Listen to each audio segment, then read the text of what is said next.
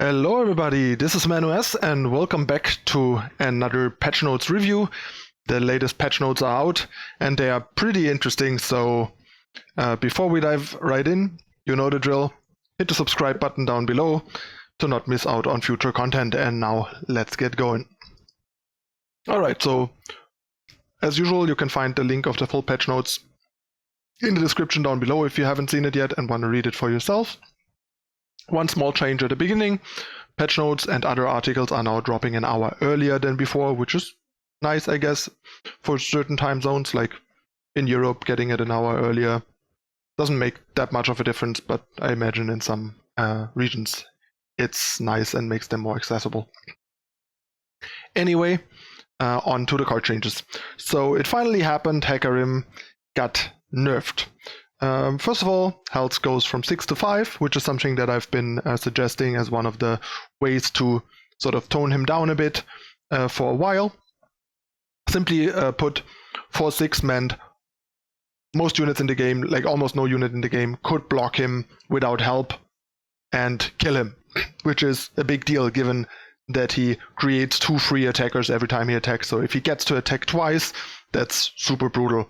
This makes it a lot more of a commitment to put him into combat, and like the biggest units in the game, which are often 5/5s, can now kill him, and even kill him while surviving. So that alone is already a pretty big change actually, but that's not where it ends. Another change, which is a slight buff: his level up condition got changed from 8 to 7 ephemeral attacks. That was the other thing that I was thinking of, the best way to change Hecarim, not necessarily nerf him, but change him. The problem, aside from the too high health, was that he has too much raw power up front and too little incentive to build around and even try to level him. Usually a lot of decks that leveled him just kind of leveled him by himself and maybe a mark or two. Now they made multiple changes to make him more of an ephemeral payoff build around type card and less of a standalone card that you can slam into any proactive non-control deck and have a great top end finisher, to put him more in a specific spot rather than a universal, okay, if you're in Shadow Isles and you're not controlling or super low to the ground, you start with 3 Hecarim. The other change basically is they changed Onslaught of Shadows and the Spectral Riders that come from Onslaught and Hecarim. So Spectral Riders now are 2/2s instead of 3/2s. That reduces Hecarim's damage by 2, so from 10 to 8. Onslaught now costs 2, making the card a bit more appealing overall, I guess, since I think the cost reduction by 1 is slightly worth more than the loss of stats on the Riders for the card itself. Not sure if that's going to matter much. I don't think the card is super appealing and constructed still, but it matters a lot for Hecarim, of course.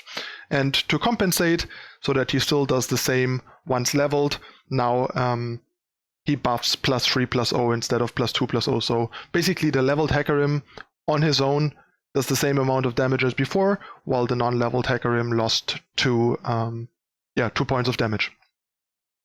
This all in all will basically sort of kill him as a good stuff card in a lot of decks and put him into more of a build around specific archetype kind of champion, which is not necessarily a bad thing. We'll see how well it plays out. For example, the tier red Z Hecarim deck, I think, is mostly fine and will still play the card, and the card will still be good and do most of what the deck wants the card to do.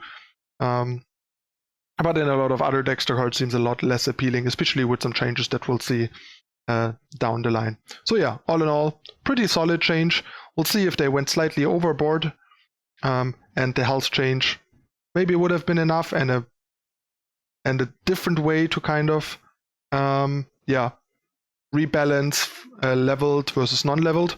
But in general, I think they addressed, or at least tried to address, the 2 core issues: too high health, too durable, and also too much upfront, too little incentive to level. And now that has been rebalanced. I didn't exactly have a good idea of how to rebalance the front side versus level thing, what like a good way would be, but I was sure that that's one of the potential things that needs to happen, and that is wrong with Hecarim. And I guess that leads back to what Maro said in a presentation. Players are much better at identifying problems than solving them, so there you go. All right, so on to the next champion that needed changing, in a positive direction though this time. It's Calista. So Calista got 1 more health, which is basically, I think she got a health back. I think old Calista was Force 3 before she got fearsome and like got reworked during the preview patches. But she keeps the fearsome, so that's nice. And now she she's a little harder to level. So it's instead of 3+ allies, it's now 4 allies that she has seen die. Other than that, frontside didn't change. It's still bond with an ally granted +2/+0 while we are bonded, and the change level up condition. But her leveled stage is a lot more appealing and powerful now, and a bit more like build around incentive, which is good because that was another issue with Calista. She just didn't really have any promising like incentives and stuff going on. There was like some minor stuff with the revive, but she was kind of in a weird place and felt kind of generic. Now, the first time she attacks each round, revive an attacking ephemeral copy of the strongest dead allied follower, so not the one she bonded with, but the strongest. And this round we are bonded and it takes damage for me, so they bring back the old functionality of the bonded unit taking damage for Calista, which is something that they removed for simplification purposes, but was ultimately like a pretty cool and interesting thing in combat. Sure, it wasn't that intuitive or easy to understand for newer players, but it's fine if the game has a learning curve with some of the cards, so that's not a big deal. So yeah, I like this change, it's pretty nice. And the unit naturally revives to the right of Calista, so Calista always takes damage first, so you can't even like accidentally mess up the ordering in combat, which was one of the things that I think was a possibility with the old one, if the bonded unit was already there, so there was no reviving. Well, here, since it's an ephemeral and always reviving at the beginning of combat, it also makes it takes away some of the like feels bad misunderstanding of the card that the old version had for newer players. So a pretty nice solution on all fronts here, and the card actually looks pretty good now. Like leveling into a 5/4 fearsome that brings some real punch with her every time she attacks is pretty huge. Keep in mind it's only the first time she attacks, so you can't abuse this with like rally effects or Lucian and stuff like that. Anyway, on to the next change. Black Spear now costs 3. That's kind of interesting, and I'm not sure how much I like it. I felt Black Spear was fine. Due to the like unit condition, it didn't play very well in controlling decks, so it was mostly a mid-range tool and a solid card. Like it was pretty efficient for the raid, but the condition was not that easy to manage and usually made it like a post-combat cleanup play rather than a pre-combat like tempo swing type stuff. But yeah, they decided it's still too good, and now it costs 3. We'll see how much the card remains in decks, like how much playability it retains. My suspicion for now would be that it's gonna disappear completely for now, and then maybe slowly start creeping back in a bit here and there, but it's like a pretty like underwhelming card now. But it might still be a fine change despite that. Then we have some changes to followers and spells. Border Lookout is now a Vanguard Lookout, so it becomes an elite. That's why they changed the name to make it more like flavorful, which is pretty nice. Like the card was even in limited, like in Expedition, pretty bad. Like it was just this kind of card that if you had it in a pile, you just wanted to avoid taking that pile because the card just doesn't really do anything for you. And now with the elite, gives it a nice place in Expedition. It's not going to be constructed relevant most likely, but yeah. Next we have a really nice rework on the Mage Seekers. These cards, especially like Insider and Persuader, but particularly Insider, was so bad and so useless. Like even in Expedition they were horrible. They were like Insider was basically one of the worst cards in Expedition, especially in Demacia, that you could get. Way worse than Vanguard Lookout. Basically, Mage Seeker was a 4-cost lookout unless you discarded like a card from your hand and like an expensive spell. And your expensive spells are your good spells, and you really don't want to discard that, especially not to, like, for example, turn a 1/4 into like a 7/4, which is not even that great. Like, the card was just so horrendous in like even Expedition that I'm glad they changed it. Now it's a 4-cost 4/3, which is a decent baseline, and basically once you cast a 6-cost spell this game, Mage Seeker Insider turns into a 6/5. Noteworthy here, it doesn't say I've seen you cast a 6-cost spell, so this should mean as soon as you play a 6-cost spell, like for example, if you go like turn 3, play a 6-cost spell like a Remembrance, you can play this on turn 4 as a 6/5. Pretty sure that's how it works, but we'll have to see, which is actually pretty strong. Like, this is really nice, like passing your first 2 turns, going Remembrance into Insider. Now it's pretty nice, and it also makes it a much better draw later. Now it's actually a pretty interesting and decent card that also incentivizes a certain like playstyle and build around, and obviously naturally plays well with Lux. Especially in Expedition, this is going to be huge, but even in in Ranked and Constructed, this is actually an interesting card now. Mage Seeker Investigator, I thought was fine the way she was, but now she's actually quite a bit better. She's closer to the old version. I don't remember exactly how the old version worked, but there was also something with detaining a unit, and now you basically just create a detain once you've cast the 6 plus cost spell this game. So honestly not entirely sure how this works. Like here it doesn't say I've seen you create one, but it also doesn't say when I'm summoned. So it might actually be that both of these basically need to be in play for this to happen, and it can happen multiple times, so Mage Seeker Insider can keep growing. Not entirely sure, like they kind of messed up the clarity on the wordings there, honestly. So to be fully sure if they do that one time and you can have played the spell before, which seems unlikely with the way Mage Seeker Investigator works, or if it is every time you play a 6-cost spell, or the first time you play a 6-cost spell, but they have to be in play. I really don't quite know, and that will certainly impact how they're gonna work.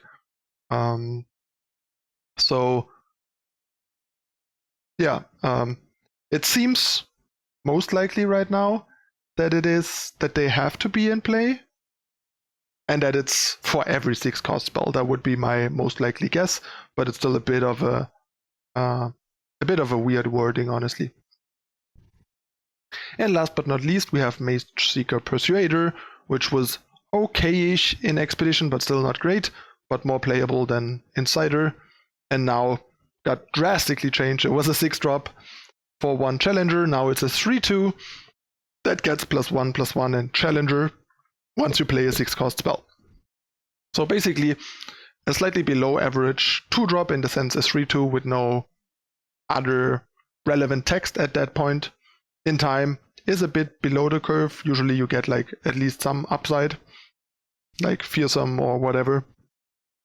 And here you get like a prospective later upside for just getting like a mediocre unit up front, but later he plays pretty well. So also a pretty nice change, especially for Expedition, but even in Constructed this could be an interesting card now.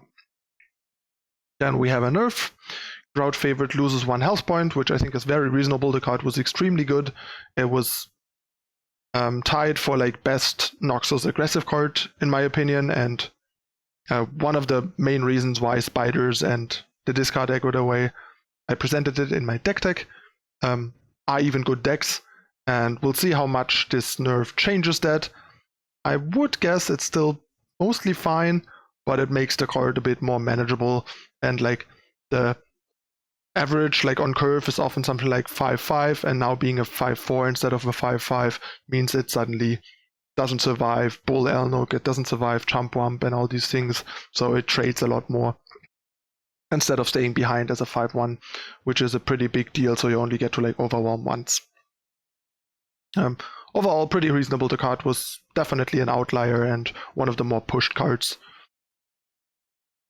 Next we have Ispawn Legacy. That card kind of got obliterated.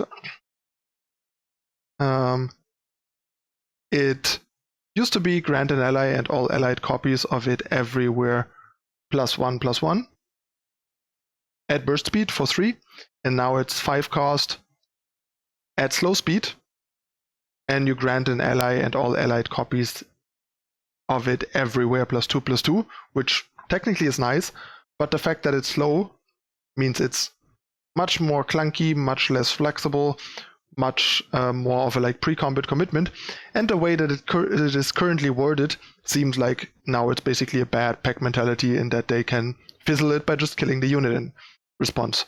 We'll have to see if it plays that way, but a change from burst to non-burst with something that needs to target and the target needs to survive for it to properly resolve and have an effect, because the two effects are not separated by into separate sentences, like with cards where removing the target doesn't fizzle the whole spell. This might just turn out to be like a really dead card now. I really hope they changed it in a way that it still can't fizzle, because otherwise the card is just way worse than before and gonna see even less play. And there was actually like one decent deck, the like spiders with a bit of Freljord, that was making use of the card, and that would then have to just like stop existing because this card would suck. Next we have Pack Mentality. That's a pretty nice change. It basically fixes the issue that I just mentioned with the potential new Ispawn Legacy. It needed to target, and if the opponent would kill the target in response, it would just not do anything because it's one sentence. And now instead it just basically gives all allies +2/+2 and overwhelm this round. So it's basically a different for Demacia, which is still probably not that great, but in the right circumstances can be better. For Demacia is 6 mana +3/+3. This is 1 mana more, +1/+1 instead less, but overwhelm. And overwhelm is really, really powerful in a game where you can only block with a single unit. That this might still be like notably better than for Demacia, at least in decks with bigger units. With smaller units, this is still worse than for Demacia. But yeah, it's a pretty solid card and might be a bit more appealing and constructed and see a bit more play. Then we got a bit of a buff to Poros next, which costs now 3 instead of 4, which seems pretty reasonable. Like, the card was a bit expensive, and this is mainly aimed at Expedition, since they are currently the worst performing Expedition archetype by a large margin, and they're hoping to fix that a bit. And we finally got it. Troop of Elnuks got changed.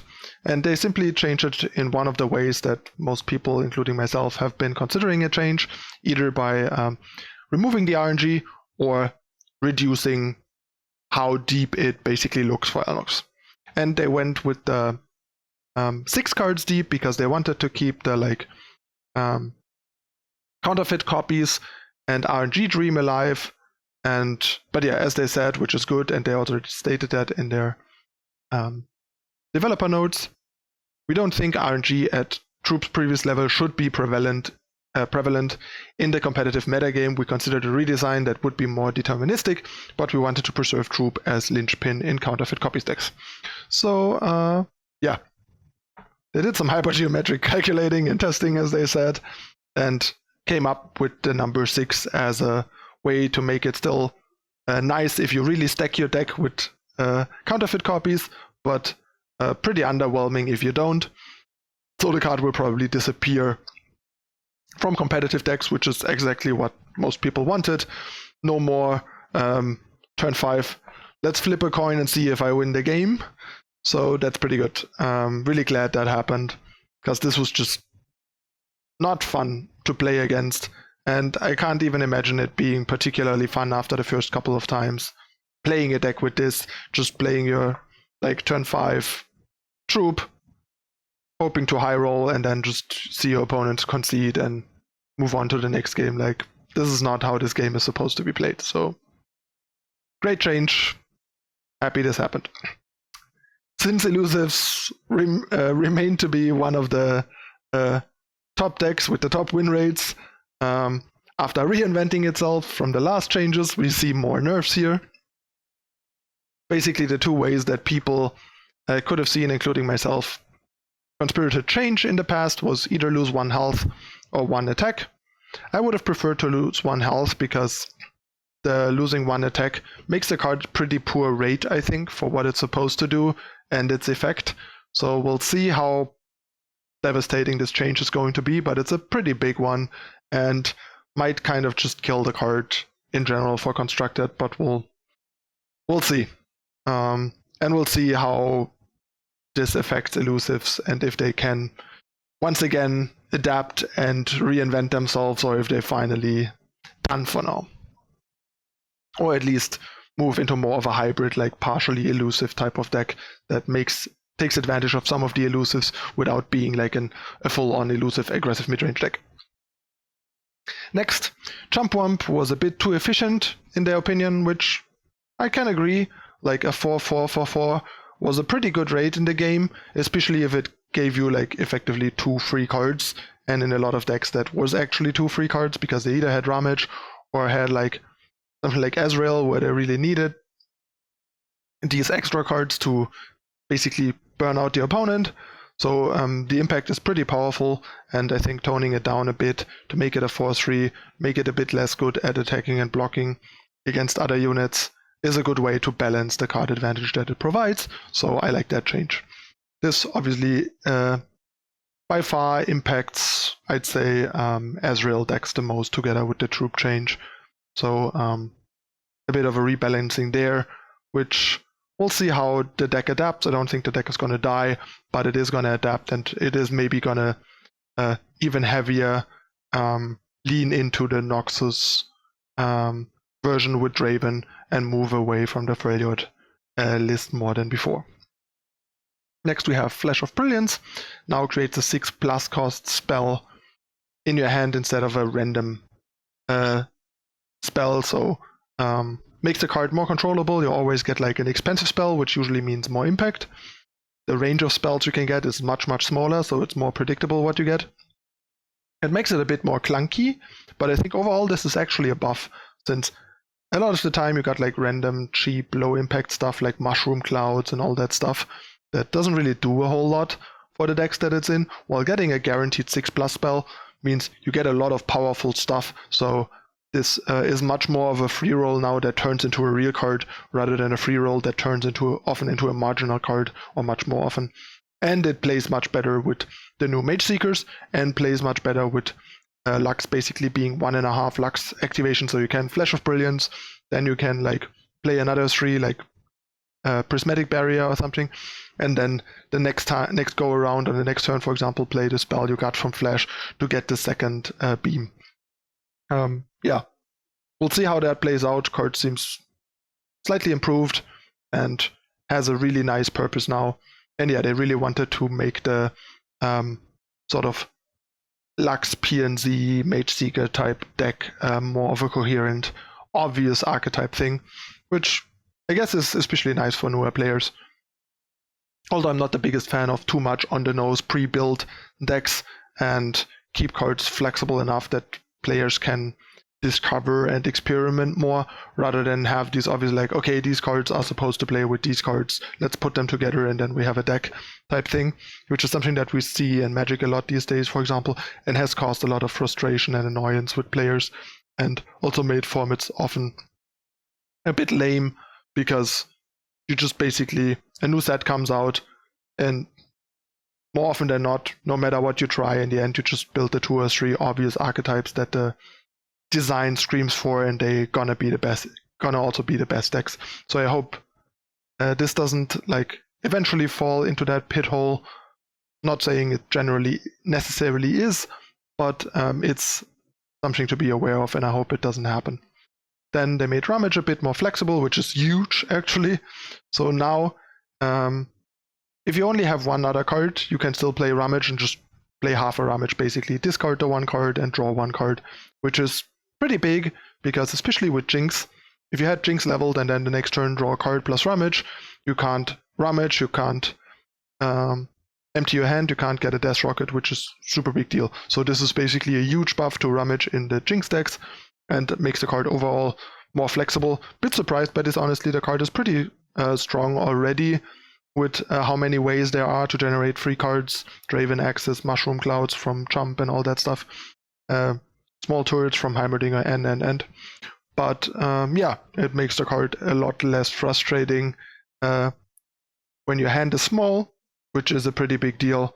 I felt fine with this being sort of the cost of the upside the card provides, but now there's really not much downside anymore, so hooray! Pretty good for the discard aggro deck that I just released the deck for.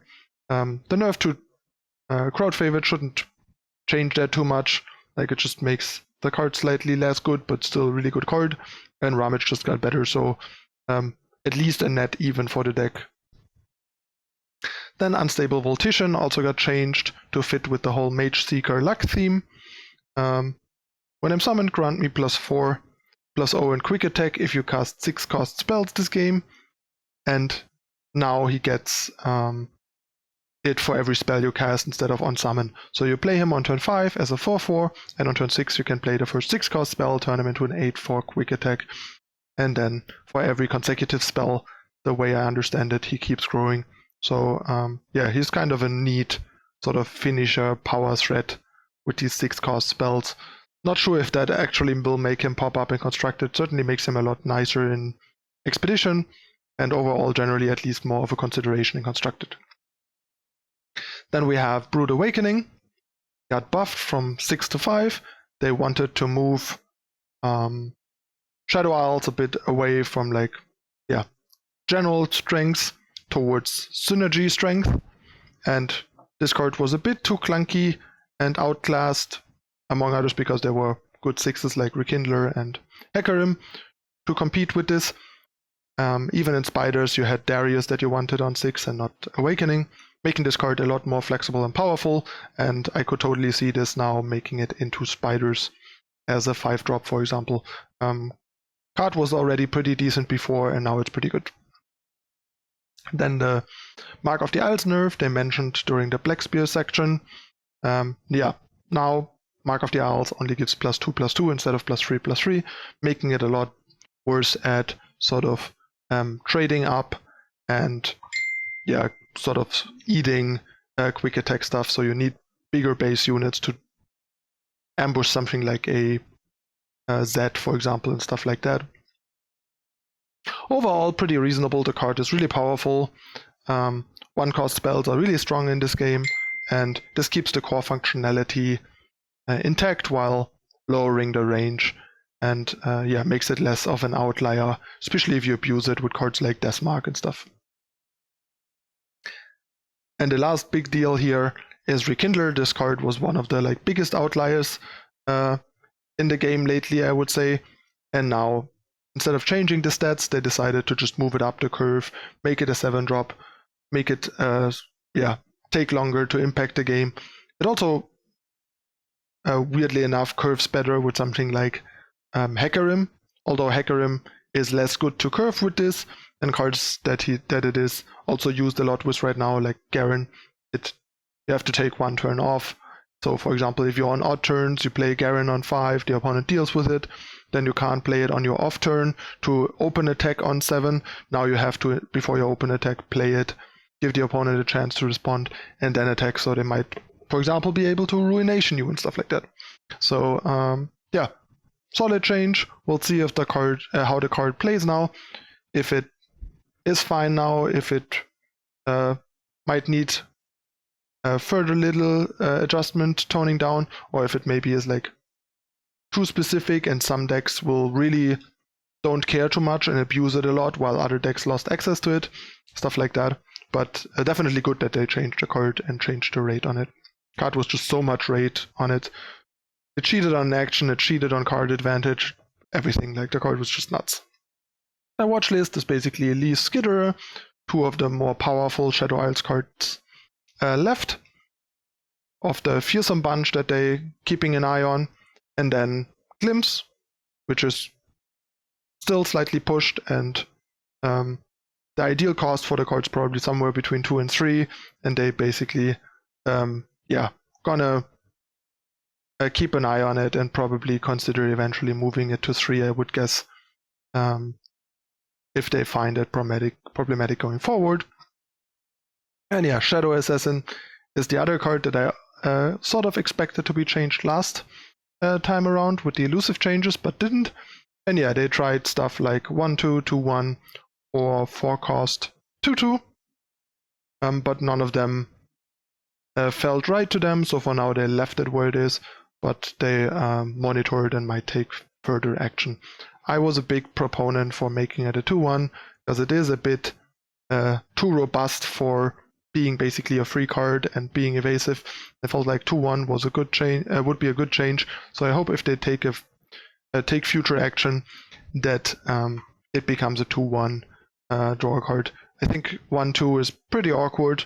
4-cost 2/2 is okay-ish, but a bit clunky and kind of changes the way it plays and the purpose it has in decks too much. So I feel like 2/1 is pretty decent. And yeah, and then a lot of like game pacing stuff. A lot of speed up of visuals of like card animations that are much needed, and there will probably be more in the future. Also some timer adjustments so that the timer works better and more efficient, and how the timer adds time and stuff like that. A whole bunch of rebalancing of expedition archetypes by adding or changing cards, which seem to make sense. I'm not an expert on expedition, I only play so much expedition. Basically lately not at all, since I don't need champions anymore and I'm stockpiling resources. But yeah, if you play a lot of expedition, have more opinion on it, let me know in the comments how you feel about them. They all seem pretty reasonable to me and make a lot of sense, so I generally like them for what I know. Then we get language support, Brazilian and Latin American, Spanish and Portuguese, and some bug fixes that you can check out yourself. So yeah, pretty great patch, pretty big patch, lots to digest here, but yeah, all in all, pretty cool patch. A lot of the remaining outlier cards have been toned down, so the range of cards to consider and look at and mess around with in Constructed has further broadened in general, I would say. There are a few things that are questionable, like the Ispawn Legacy change, and depending on how it will actually work out in reality. But all in all, a pretty good patch, and a pretty big patch in terms of shakeup, I think. A lot will change. Ezreal will change. The Hecarim decks, a lot of them will change. Elusives will change. Spiders will change a bit for the better in a way, probably, even, and so on. So this is going to be pretty interesting and a fresh meta game to try and figure out tomorrow. So yeah, that's it for my patch review. This was pretty long again. Thanks for sticking to the end. Let me know in the comments what you think about this patch and my take on it. And of course, if you enjoy the content, don't forget to leave a like, leave a comment, share it with your friends. Everything helps the algorithm pick it up and get the video out there, and I really appreciate all your guys' support. So thanks for that, and I'll be back soon with the next content. I got the 5 EU Creator Invitational videos lined up and almost done, so they'll go up soon, so you can watch that if you didn't catch me on stream playing it live and stuff like that, and give you an idea in some nice first higher stakes Legends of Runeterra tournament games. That's it again for this time. I'm your host ManuS. I thank you for watching, and I'll see you next time.